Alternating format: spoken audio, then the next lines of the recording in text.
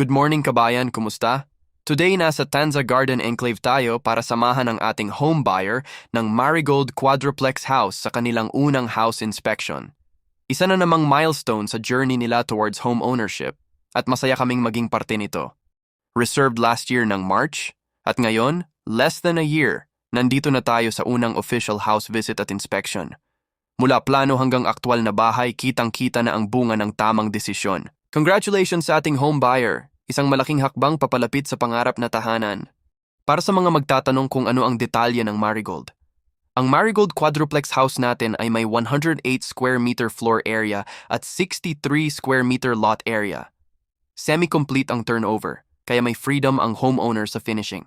Ceramic tiles mula ground hanggang second floor, vinyl tiles naman sa third floor or attic. May balcony, powder room, toilet and bath, at may sarili na ring concrete parking. Available ito sa Pag-ibig Financing, kasama na rin ang iba pa nating model houses dito sa Tanza Garden Enclave.